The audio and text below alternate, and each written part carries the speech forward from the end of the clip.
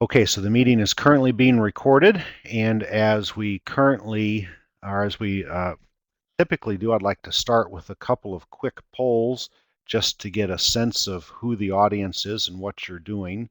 This first poll is a chance for you to describe your experience with forestry education. It comes in two parts. The first part is your experience with webcasting, and the second part is your experience with in-person workshops or seminars. So I'd like for each of you to tally, at least tally once in each of those two areas.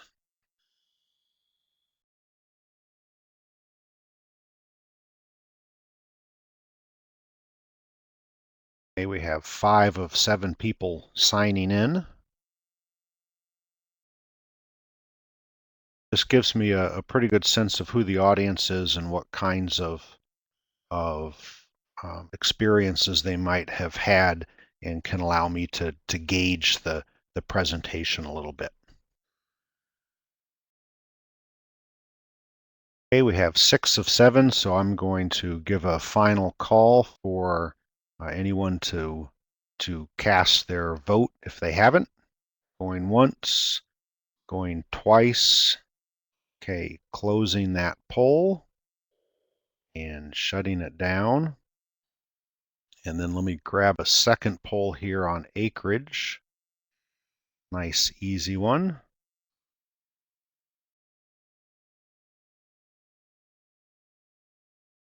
And if you could go ahead and vote here, please.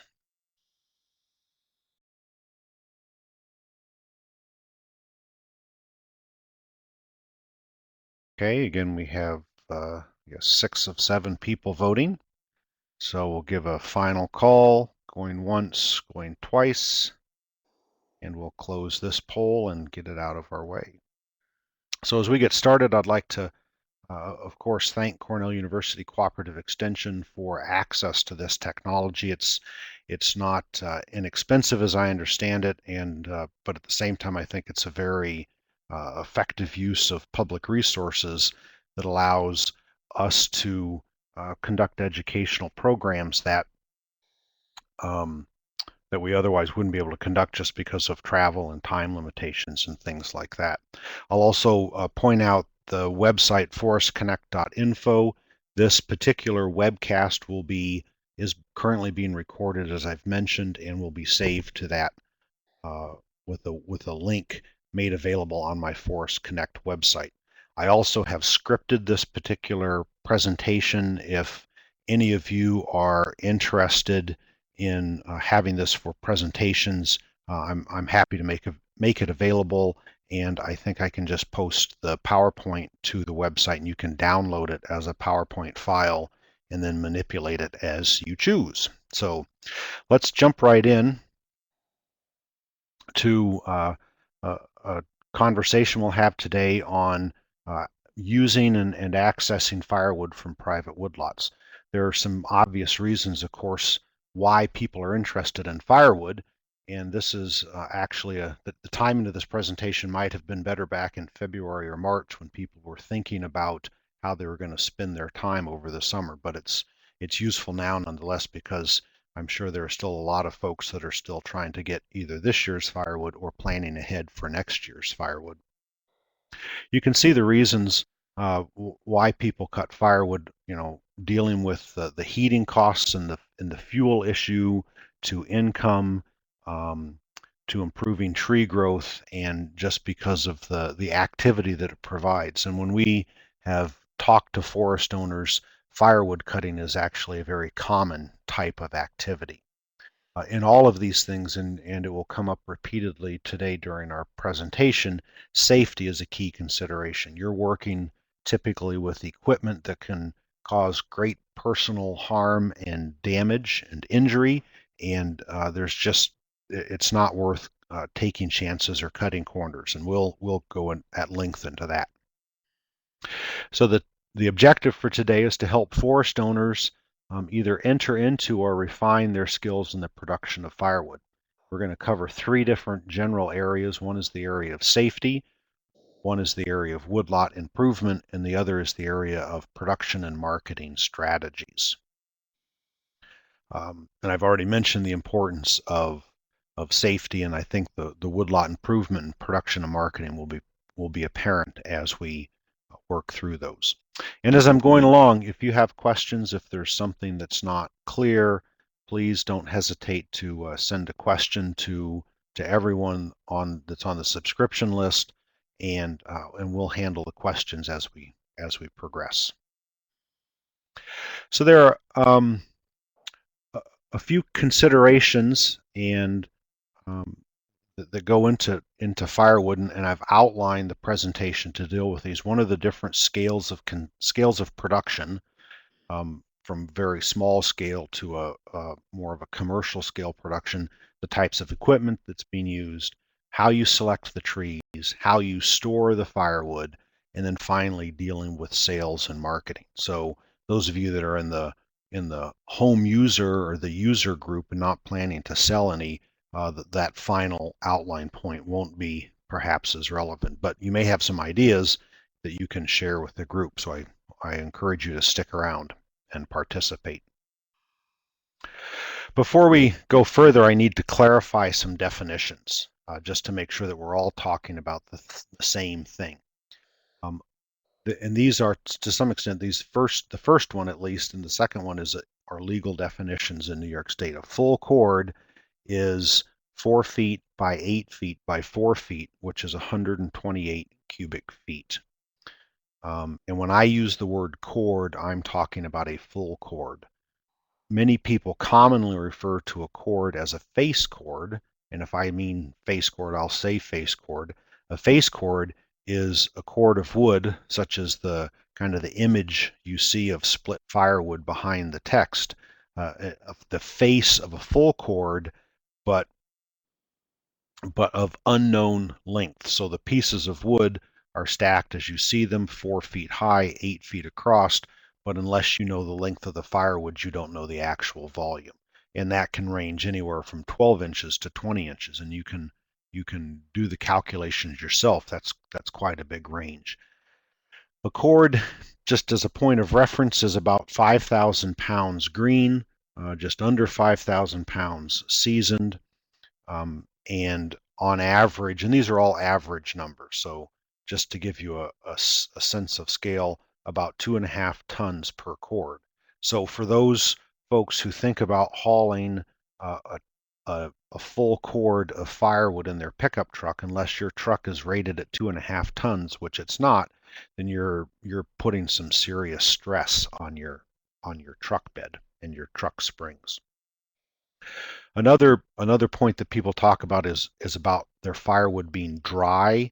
To my knowledge, there's no legal definition of what dry firewood means, but the reading that I did suggested that dry wood was in the 20% moisture content. I know of one forest owner who dries his firewood inside for 3 seasons, 3 years prior to using it, and he has a moisture meter, and the end of the firewood sticks are in the 14% moisture content. So that's even lower, and that's probably about as dry as you can get without going through a kiln.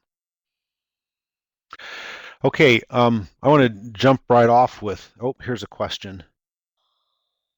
Okay, Bob Woodling's talking about in his area, which is southern Indiana, a face cord is commonly referred to as a rick of wood. Yes, that's another very, very common term. I guess it's common to me. I grew up in northern Indiana, so it may be a common term throughout Indiana, but I've also heard, yes, of a face cord being referred to as a rick. Thank you, Bob. From a safety perspective, it's the price of being safe can't be overstated or understated. The minimal investment that you should plan to make is in a pair of safety chaps or pants, and the chaps will cost you about $80. A pair of chainsaw resistant pants will cost you about $100, and then a helmet that has the full protective features, the face shield, the hard hat, and the ear protection runs. Actually, I just bought one. It was about $45. So those two combined, you're looking at about $130 worth of investment. and that's a very small investment to make. That's a bare minimum to be involved with running a chainsaw. Uh, if you're working with logs, which probably you will be if you're cutting and splitting your own wood, steel-toed boots are important. Um, even a small piece of firewood dropped on your toe with sneakers on can result in a broken toe and some pretty significant discomfort. And then for those of you that will be going out into your woodlot and cutting down your own trees, another very worthwhile investment is to to participate in a course called the Game of Logging for Landowners. That costs about $125 as it's offered throughout New York and the locations where it's offered. And we'll talk more about that later. But I don't want to I don't want to understate the importance of safety. Every year there are people that are killed and severely injured. There's a chart here that shows the frequency and location of chainsaw related injuries. And it's a significant hazard, and you control the ability to manage that risk. So it's a very good idea to do. Question about gloves. Yes, I didn't list all of the things. Bob's asking about chainsaw safety gloves. You can buy chainsaw safety gloves and also chainsaw safety mitts that have the special material that's resistant to cutting. Um, I use those. I don't know. I don't recall what they cost. I want to say probably in the $15 to $20 range.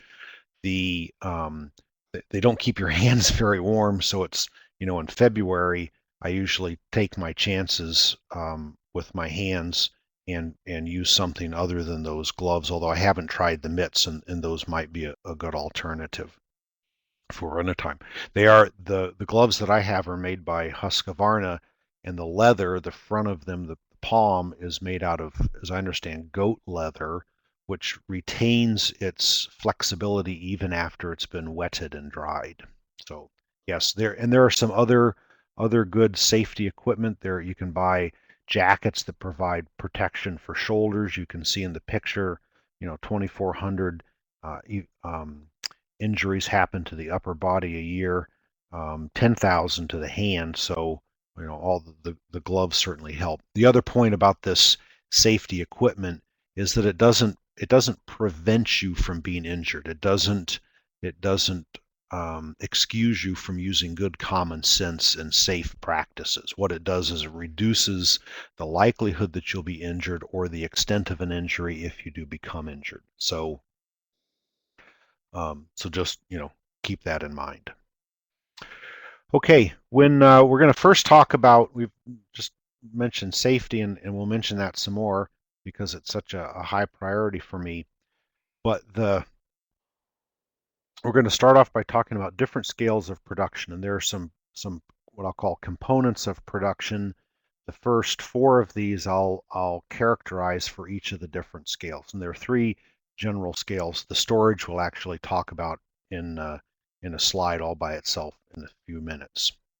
So first, the first scale of production is on the small end, and I've just arbitrarily called this from 1 to 15 cords per year. Now this is what you might think of as the entry level of production, and an average, and to put this in a context, the average homeowner uses about 100 million BTUs of fuel per year.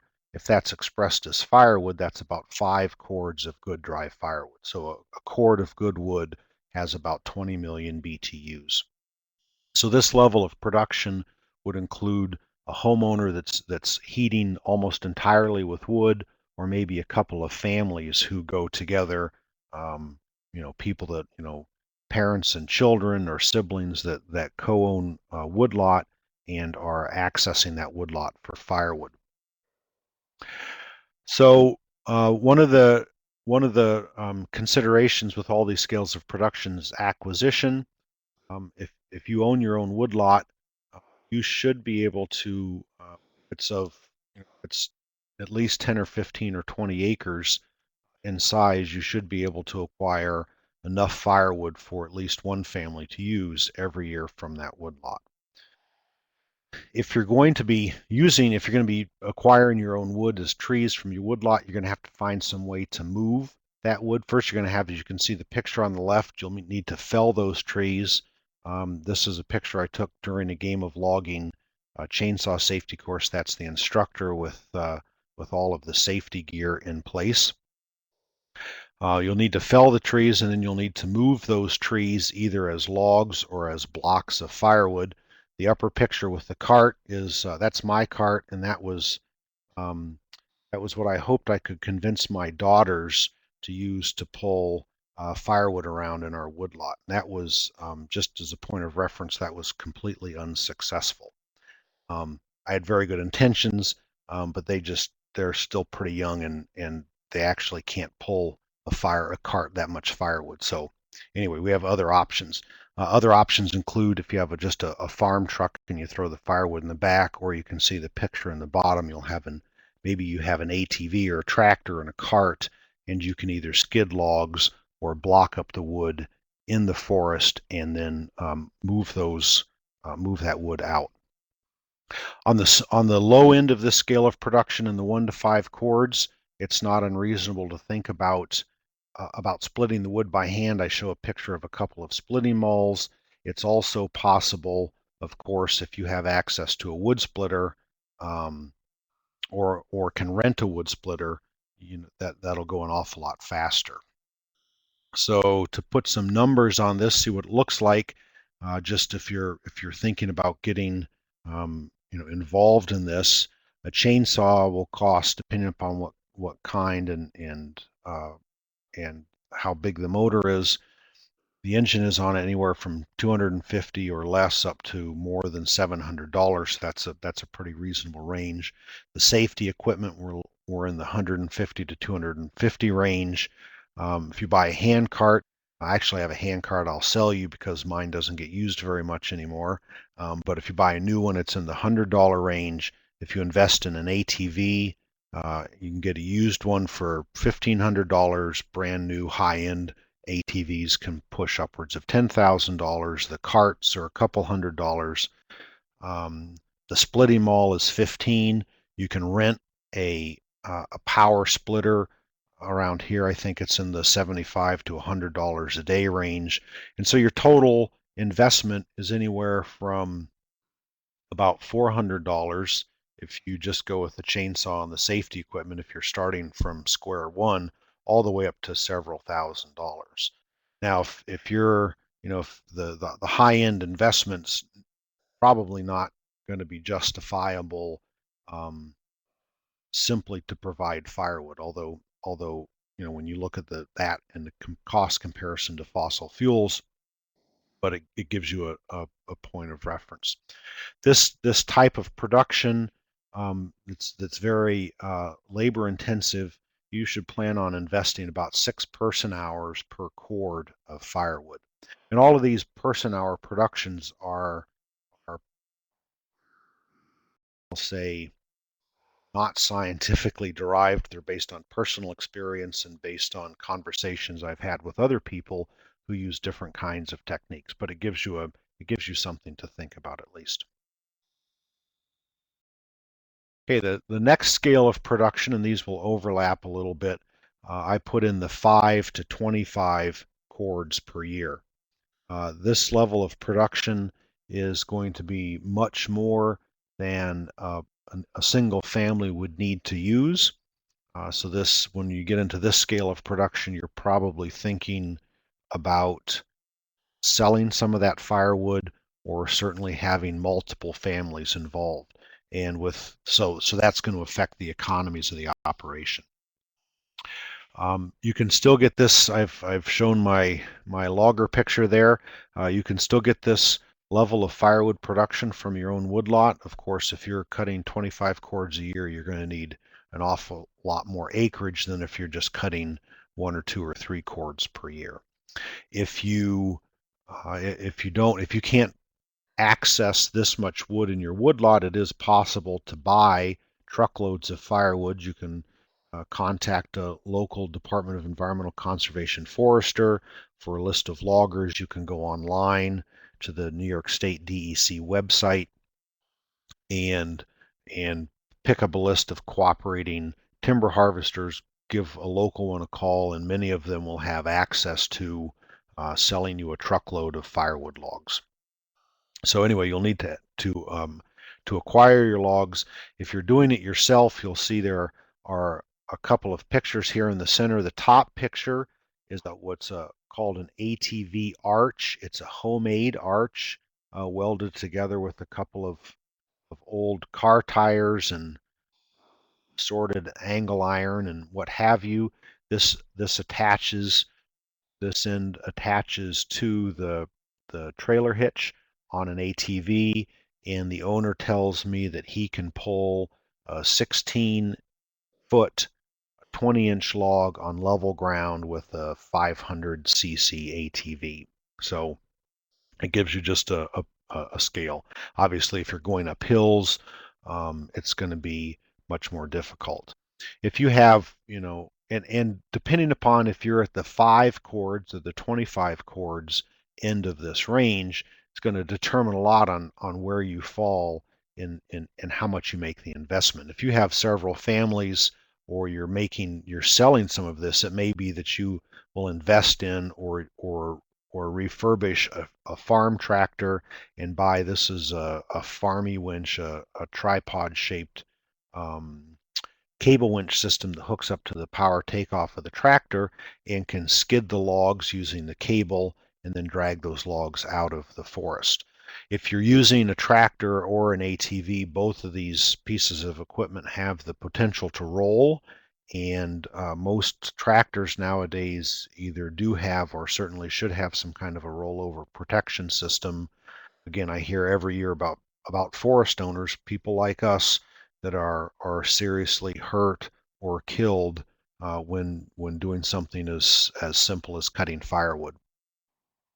If you're on the small end of this production scale, down around 5 cords, but your 5 cords, you're going to have to be in pretty good shape. I think if you're going to be splitting by hand, as you get into to higher production levels, you're certainly going to want to either invest in personally or collectively with a group of families, or have ready access to rentals for a power splitter. This is a pretty high end power splitter. It's not. I think it's on the high. It's a Timberwolf power splitter that's on the high end of a personal use or on the low end of a commercial grade power splitter. So what does this look like in terms of some cost estimates? Chainsaw, the cost here for a chainsaw, I've increased those because if you're cutting this much wood, you're certainly going to want to have a high quality saw, and you're going to want you may want 2 saws to make sure that you always have one available. Safety and felling equipment, same kinds of investment, probably uh, you can certainly justify a greater investment in safety equipment. The next 3 items, the ATV and the ATV arch and the tractor and the skid plate, if you're working with these larger quantities of wood, you could certainly still do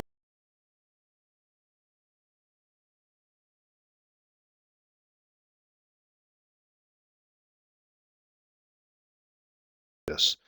Splitting them all, in the $15 to $25 range. The power splitter with at $75 to $100 today, I'm guessing for a weekend rental, you could probably split the better part of 5 to 10 cords of wood. Or if you're going to buy one, I've seen them locally in the central New York area anywhere from $1,500 to $7,000. That's not, I haven't priced out used ones. So your total investment for this scale of production is bumped up almost tenfold, from a few $100s to any which we looked at with the entry level of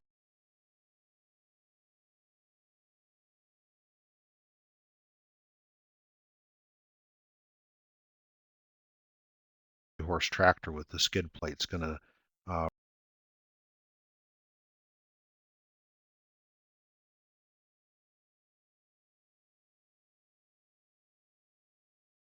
hours per cord.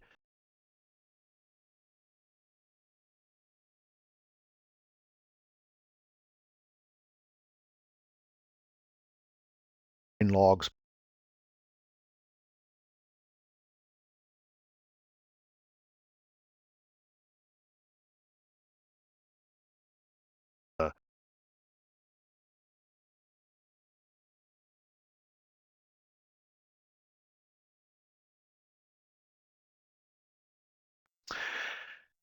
Now the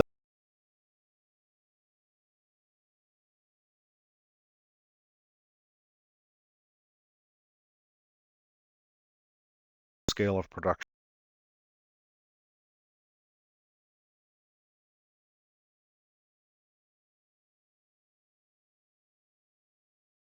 Dedicate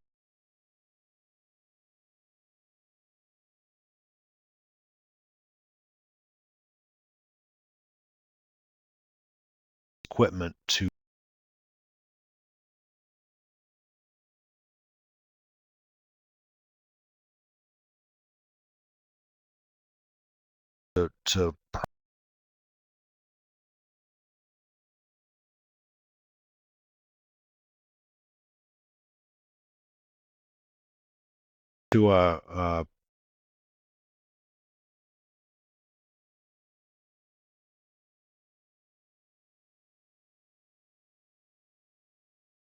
safety and felling equipment.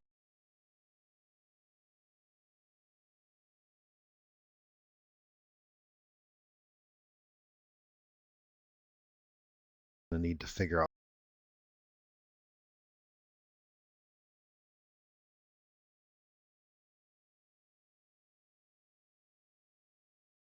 the last I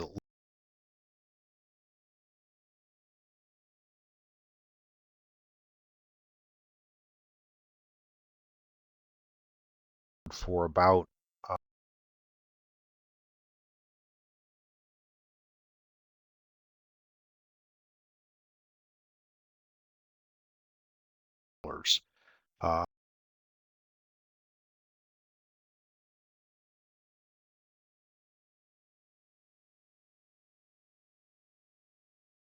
uh, splitting probably around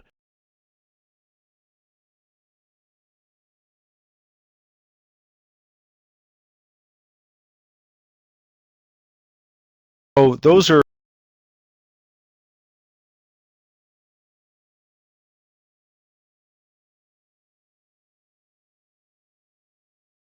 selection. I'll ask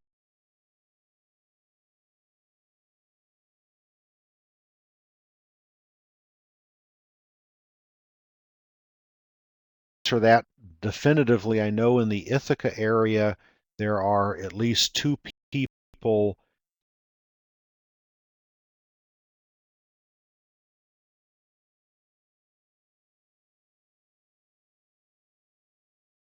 he does it on the side, but he doesn't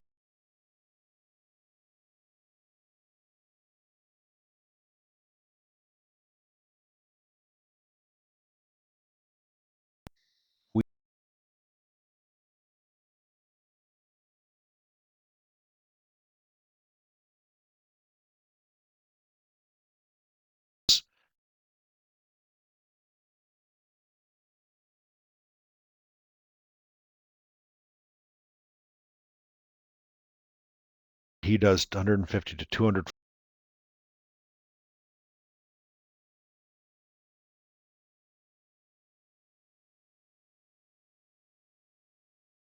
less expensive for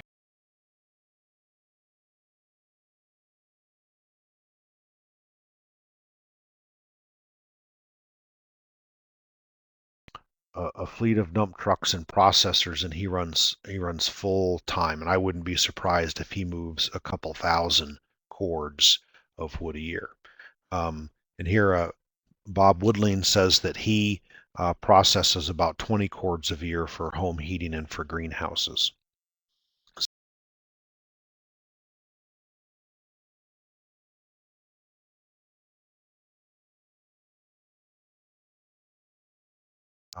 It's also obviously quite an investment to be able to do that efficiently and safely. Any other? That's a great question. I don't know. I don't know if there are records kept on commercial firewood production. Any other questions or thoughts to share before we move on? Okay, we'll jump into tree selection. If you're going to be cutting your own trees, you'll want to think about two aspects when you cut those trees: what you leave and what you cut.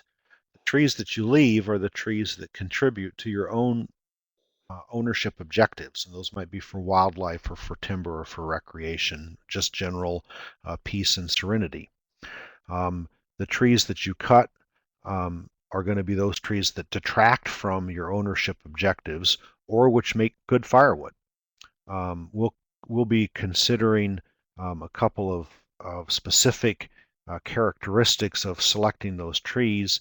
This isn't a full-blown discussion of tree selection. We had a webcast in early to mid-summer that dealt with tree selection, and I would just refer you to that. You can go to the forestconnect.info website and click on the web conferences button, and there is you can find you can view the saved webcast that deals with tree selection.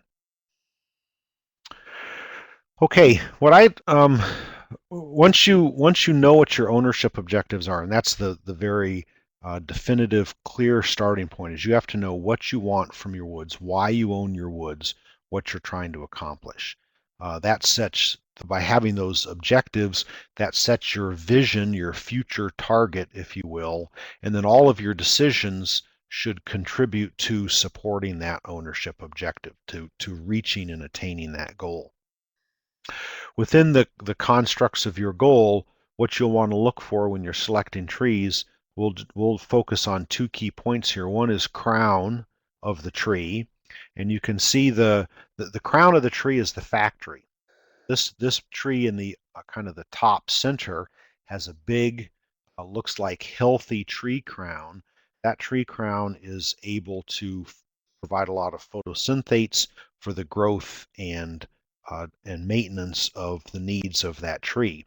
If you compare that to the tree on the left, this tree has a very much reduced crown size. It's entirely flattened on the side next to this more robust tree crown because of competition for sunlight. The other thing that you see is that this tree has some pretty obvious snaking in the stems. So if you have a saw timber interest, this would not be a good tree to leave in your woods, but rather this would be a tree that you would take out. What you're going to be doing by cutting these, if you cut this tree on the lower left, you'll provide more sunlight for this tree on the upper side, and you'll concentrate the growth on the residual tree in exchange for what you removed with this tree that you cut. So it's all about tree crown. When you're picking trees to retain the trees that have vigorous, full crowns. Here's another example. This is a tree that has, it's blunt on one side.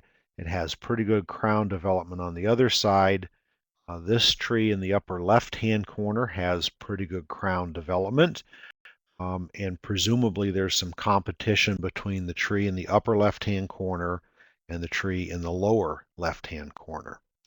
You'd need to look at those two trees individually, look for signs of defect, look for signs of weakness, look for signs of disease or decay, and evaluate their species composition. Maybe that one tree has characteristics that are particularly useful for your ownership objectives, for wildlife, for timber. Maybe that one has a better aesthetic and you just like it because it looks nicer. All of those are reasons to retain a tree if the tree has a healthy, vigorous crown. There are other trees we see in this picture that just wouldn't be worth keeping around no matter how, well, I don't know how much you liked them, but for maybe that you really like this tree, but by releasing this tree with this triple or quadruple crooked crown, giving it more sunlight still may not allow you to retain it.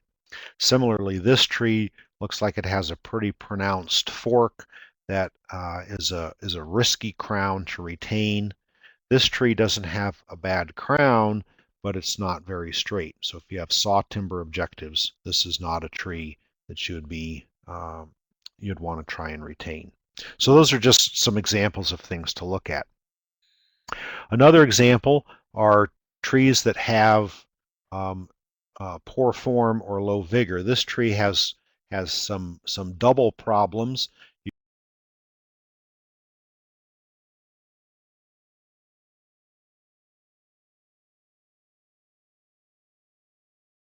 Two branches are flexing apart over the course of the year, and then they just tiny little flexes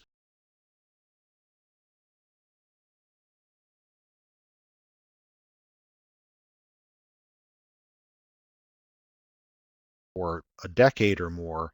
At some point, this tree crown is going to fail.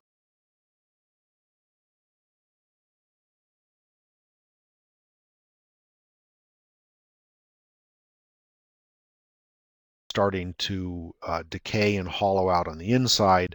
This tree in all likelihood would never be a saw timber tree. Might make a very nice wildlife tree, might make a nice aesthetic tree. The economic value of it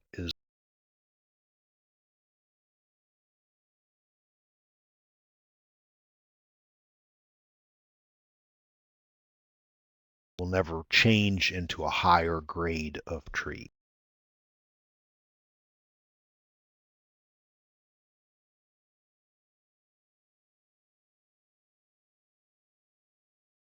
And what other trees you have.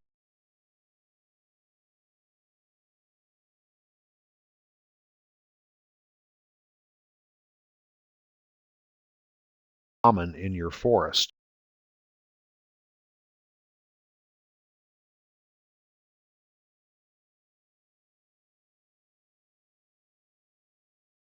To try and propagate.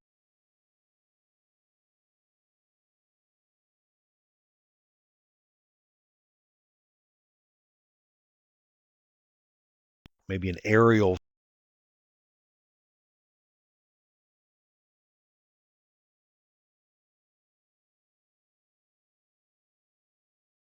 crop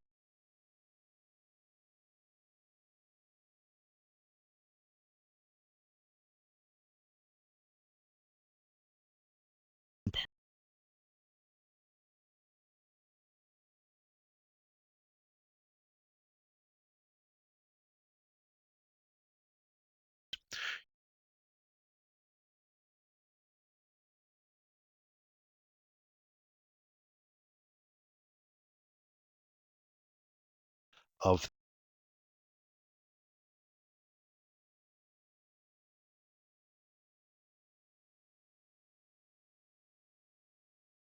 then divide it.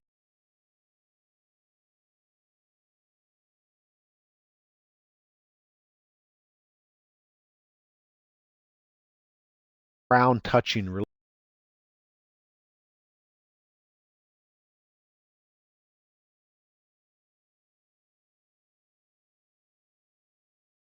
I'm suggesting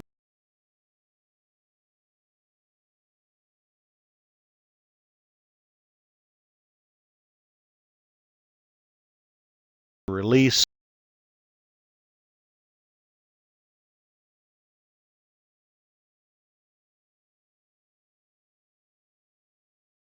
be a good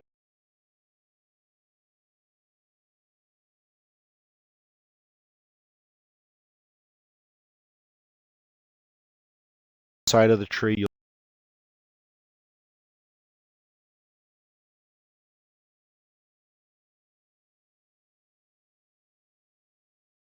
for a lot of trees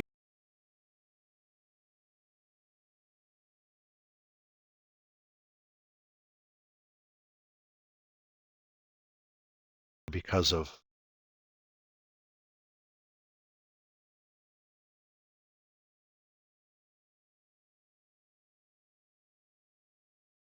uh, if you do.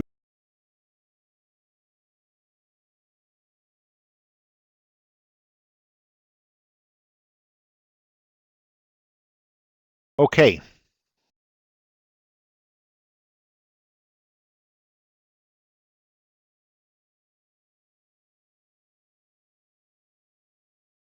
tree that you want to cut and put.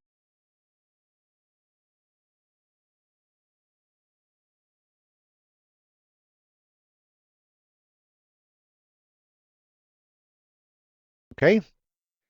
If you get one, feel free, of course, just to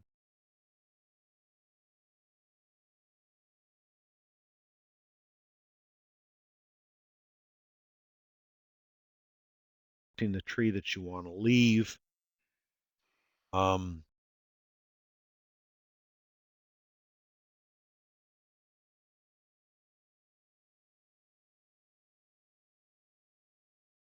It's not always easy to get that tree on the ground. Some examples may be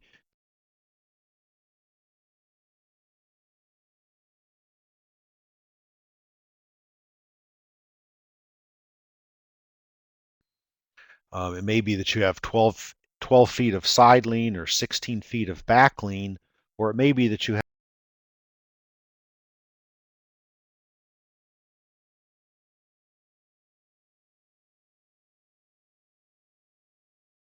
This picture on the lower left was from a sugar bush.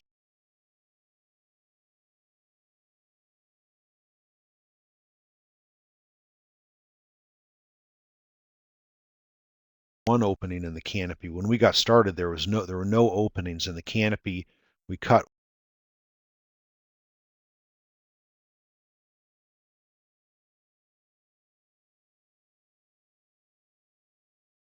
because we'd had experience with and specific training in directional felling.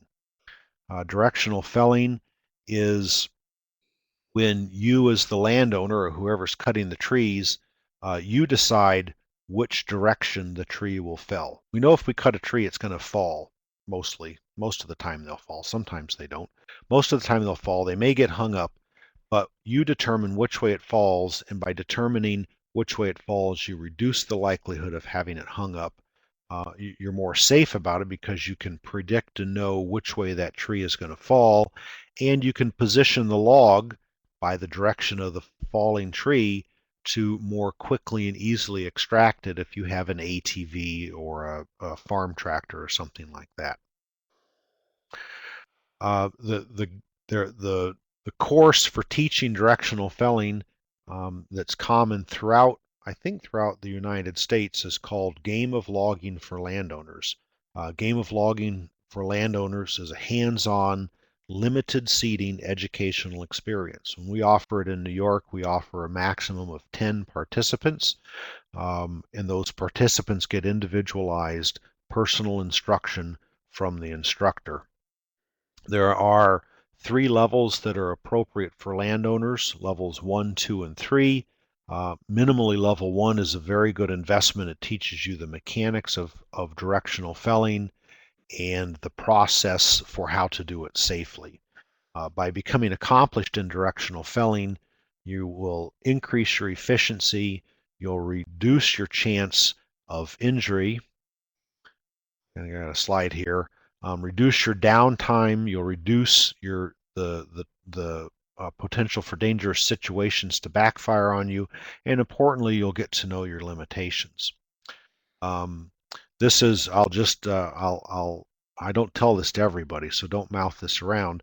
This top picture is a tree. This is a white pine on our property that I was trying to fell. This was before I had taken level 3 of Game of Logging, where I learned how to fell a tree that had a significant back lean learned using wedges.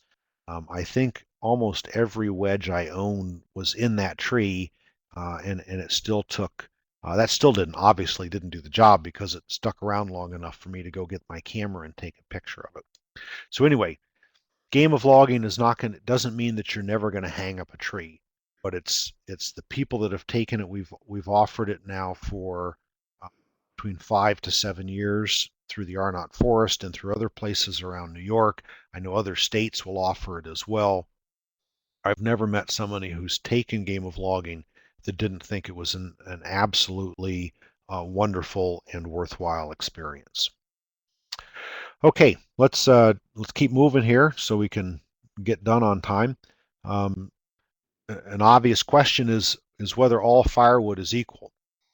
I've broken out three basic classes, and these are those that would be classified as really good, and those have more than 20 million BTUs per season cord. They include species like apple, beech, the oaks, black locust, sugar maple, hop hornbeam, hickory, and black birch are all in this greater than 20 million BTUs per season cord. Others that would be in the good categories, which I've defined as 15 to 20 million BTUs, include white ash, red maple, elm, and white birch. You'll see that white birch is in a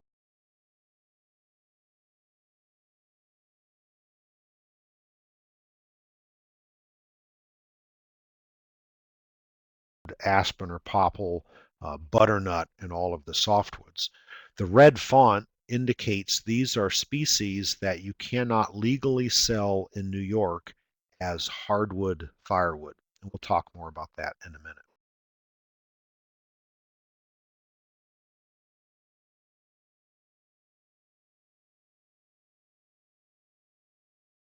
Maybe a few weekends a year to gather your wood. You may be wanting to cut some trees just to improve the growth of your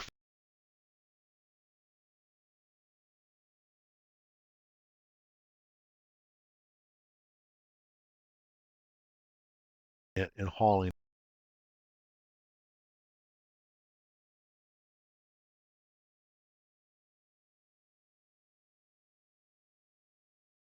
It's even though it's defined as not a hardwood firewood, it's actually, I remember, it's about a 17 million BTUs per season cord, so it's a pretty good burning wood.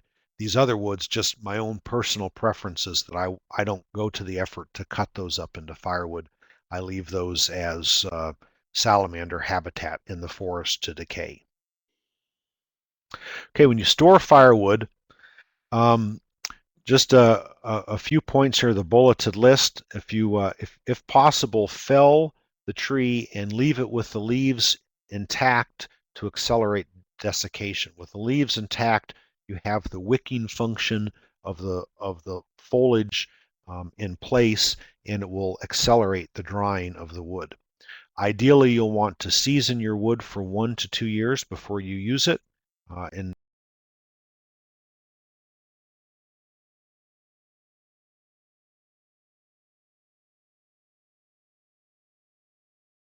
of course, to expose additional wood fibers, that accelerates the ability of the moisture to leave.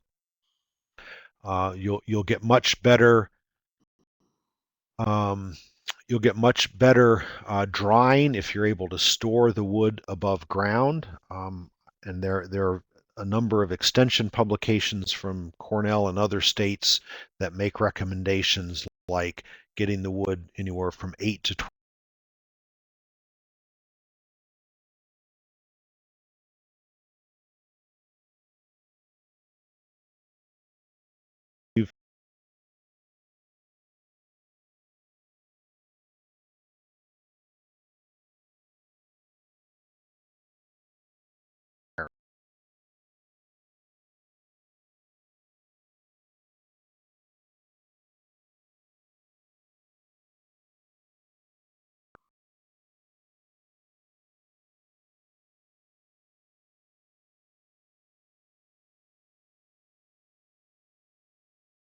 up.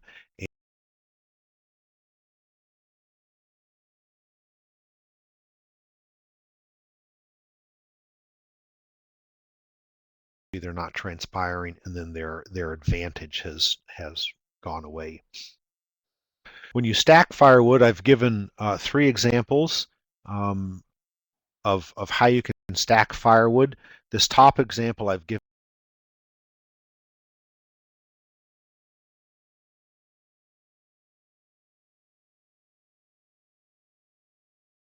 thing, you can see there's no overhead cover, so this wood isn't going to dry out very well. And then the third bad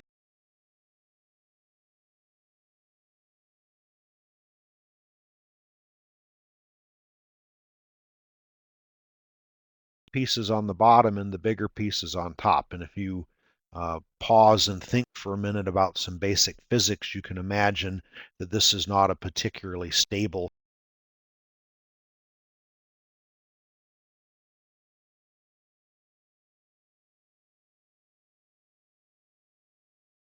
It uses a piece of just some scrap-oriented strand board and some tarping to provide protection from the weather. That's a pretty good design. Actually, I might get a full smiley face. And one of the nice things, each of these stacks of wood is individually accessible. And then finally,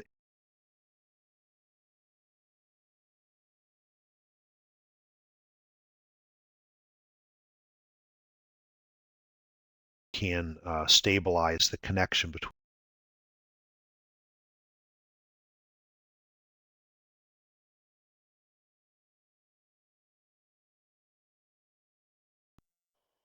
It has a roof overhead. It has good air access.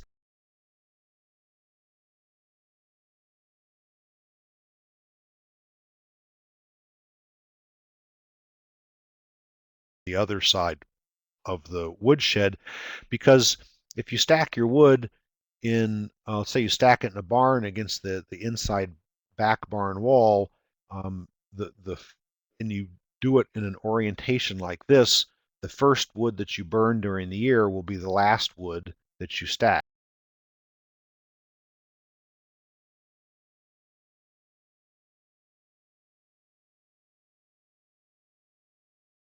You know, the most dry wood is wood that you never actually use. Okay, here's some considerations for efficiency and production. And I don't need to. You can read these. I don't need to get through all of them, and we'll actually go through pretty quickly. I just want to. I've used red text for those that I think are most commonly not considered by people who are producing firewood. So let me just. I'll leave those for you to look at, and we'll keep moving. If you're marketing your firewood, there's different ways that you can market firewood, just as you would market any kind of a product. If you just have a little bit to sell, you market it to neighbors and friends. If you have a larger quantity of wood, then you're going to be talking about developing networks within your community, using daily or weekly newspapers. And the people that I know, especially those large scale producers, have an established client base. They know pretty much from year to year how much these people are going to want. And many of them, well, some of them won't take on a new client because they have trouble filling their current client base. If you're really trying hard to sell your wood, think about some different perks you might give to your customers. Like you might, if they're just buying, one cord and you're delivering it from a pickup truck or from a trailer, then maybe offer to stack that wood, or certainly do things like minimize the amount of loose bark and debris. Uh, don't sell them firewood that's muddy, which means that you shouldn't be skidding your logs or buying logs that have been skid in the mud. Different ways that you can distribute your wood runs the spectrum from a customer drives up to your property and picks it up, to somebody that buys a load at a time, to somebody that will buy multiple loads of wood because you require. You can imagine that if you have 20 cords of split wood, it's an awful lot easier on you to sell that to 10 customers who buy 2 cords apiece, rather than it is to sell those 20 cords to 40 different customers. So, but again, this depends upon how you have your business structure established. There are legal considerations, and I guess the punchline to this is that you need to look into business insurance. If you're selling firewood and you're interacting with the public, it's in your best interest to explore what you need to do to protect yourself, to protect your property, to protect your assets. Bottom line, talk to your insurance agent. Second thing, if you're traveling with your wood, I'd encourage you to cover the load. It's just a good management practice. It keeps chunks of firewood from bouncing down the highway. Okay, some legal considerations. In New York State, firewood um, is regulated under New York State Ag and Markets Law. I've already talked about this a little bit. If you're going to sell hardwood firewood, it excludes species such as all the conifers, aspen, basswood, butternut, willow, and gray and paper birch. If you sell it as seasoned wood, you need to specify the length of time that it's been seasoned. You do not have to specify the percent moisture content. If you're advertising wood, you're required to specify 3 dimensions in feet and inches that you're going to be selling. I'm not sure. I haven't been able to find out if you need to collect sales tax. It seems like that would be an easy thing, but I haven't been able to figure that out. And maybe somebody else knows from New York. And then finally, if you're selling it, that's revenue, and you're required under New York State and federal law to report that as income. Although if you're selling it commercially, you also have expenses, and you can deduct many of your costs, including your mileage, to deliver that wood. So it's not all pure profit that you need to be reporting. Okay, here are some useful websites, and I will pop up these websites as a notepad so that you can copy and paste them. And we've hit our 1 o'clock mark. Why don't we go ahead and see if there are any questions, and then I want to also get you to answer a couple more polls quickly before we sign off. So does anybody have any questions, or does anybody have anything to add? You know, many of you have been cutting and using firewood for a long time, and I would welcome any of your inputs.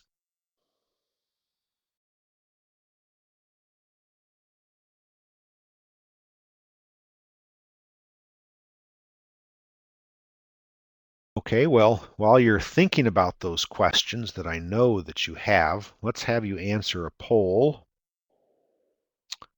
I have 2 more polls. They're easy and painless. This is a check all that apply kind of question, and basically what I'm looking for is for you to help me understand what you got out of this presentation. So read each of the questions and check every box that applies, please.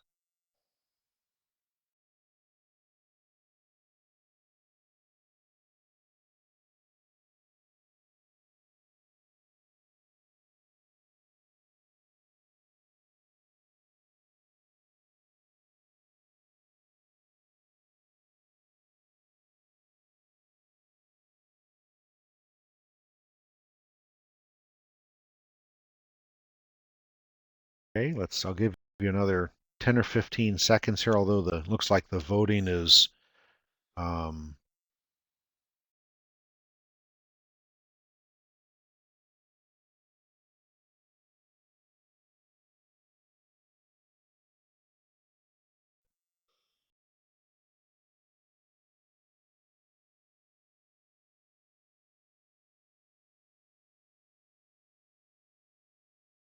is on it. Um, I'll post it to my website. Or Dave, if you have a link to it, or have it as a PDF or an attachment, I'd be more than happy for you to send it to me as well. But anyway, so it does look like there's a need to recover some kind of sales tax with firewood. Okay, Bob has a question. There's another parameter, ash production. Oh, okay, ash. So wood ash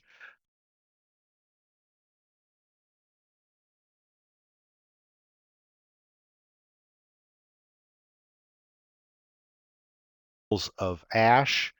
Um,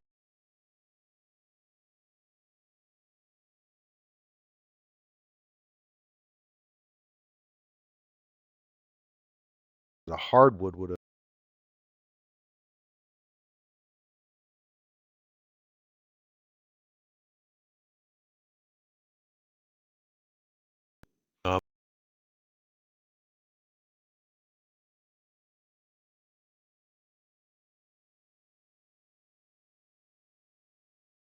oak has huge ash output.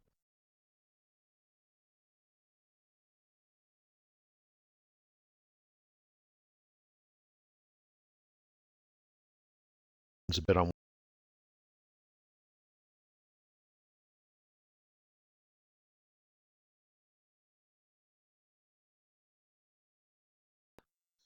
poll for you to answer.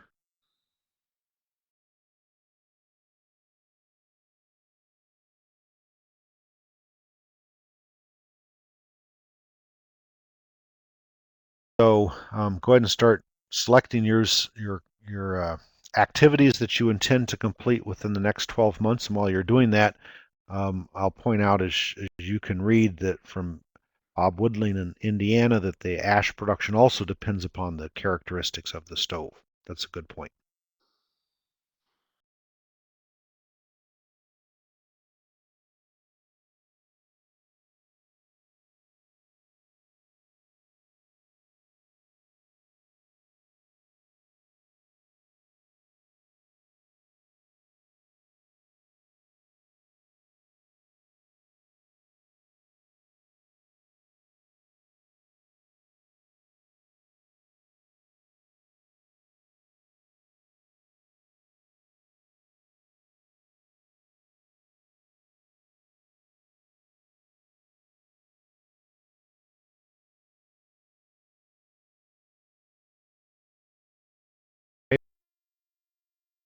Okay, we'll give you another 10 or 15 seconds here on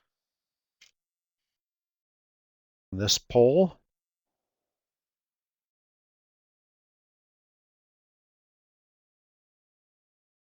Looks like the voting has slowed down. I also see nobody has selected the contact an MFO volunteer.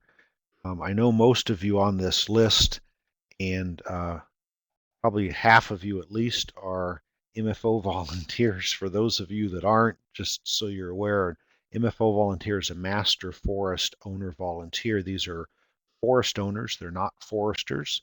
They're not trained to provide technical assistance, but they can help other forest owners learn about the opportunities that might exist in woodlot management in general and point them in the direction of technical assistance. So, okay, we've got I'll go ahead and close this poll, and I'll leave these websites are on the screen. You should be able to select those using your mouse and cursor and paste those into a Microsoft Word document or something like that, or into your web browser and access them. Can somebody confirm that it is possible to scroll across those and select them and copy them? Okay, Bob confirms that. Thank you. So I'll leave those websites posted, and okay, Robert says, the reason I ask about the cover is that I wonder if the cover inhibits drying. Okay, gosh, I didn't even see that question earlier, Robert, sorry. Sorry about that. Thanks for re-asking. So Robert asked the question, is covering the stack really do more than just keep the snow off? I doubt rain does much more than run off. Um, the I think the covering is important. It does keep the rain off. It does, when it keeps the snow off, it keeps the rain off. When the rain falls on that wood, it's going to saturate the wood to some extent, depending upon how much rain you have. And there is, and then as soon as it gets wet, then it needs to go through that drying process again. So having an overhead cover is important. I recall reading an extension publication, I almost think from Alaska, that talked about a research project where they had side coverings as well as an overhead covering. And what they found was that the side covering did actually inhibit drying because it reduced airflow, but that the overhead covering was a useful addition in accelerating the rate of drying. So, and I think most of the publications that I've seen all recommend that you have some kind of overhead cover, but that you also do what you can to create as much airflow around your stacked wood to keep whatever moisture that evaporates out moving away from your wood pile.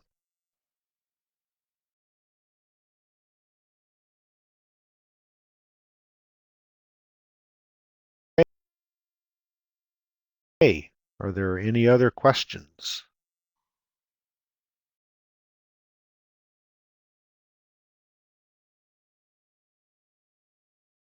All right. Well, I will be online here for a few more minutes. If you're welcome to hang around. Oh, okay.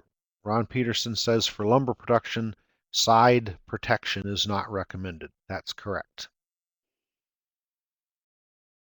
I assume for the same reasons, because it restricts airflow, and particularly with the lumber, if you start getting moisture in there, you may get some mildews and staining happening on the wood, which would reduce the quality of the boards.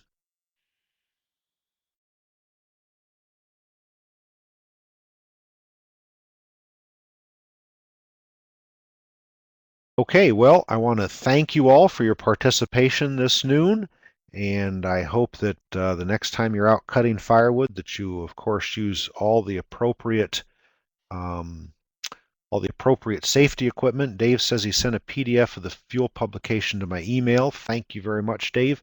I will have that posted. It'll be next week, I think, because I'm busy this week with a training, but I'll have that PDF posted to my website, either probably both in the publications button and from the web conferences button. So hope you have a great day. Be safe in the woods, especially when you're using equipment. And okay, Robert says, will you be covering other small wood production? Um, we don't have any other small wood production scheduled for this calendar year through December, but I'm trying to line up topics on on what we'll be doing with webcasts for 2008. So let me give my email address here, pjs23@cornell.edu. And if any of you have ideas or thoughts on what you'd like to see for future webcasts, please send me an email. Um, I'd also be interested in knowing, right now we're doing these 1 day a month, if there's interest in going up to 2 days a month. So I'm not sure I'm able to handle that, but I'm just kind of scoping out what the market can bear on frequency. So Robert, send me an email if you would about, specifically what you're thinking with other kinds of small wood production, small woodlot production, and there's a good chance that we can get that covered. So thank you all. Have a great afternoon, and be safe when you're out in the woods.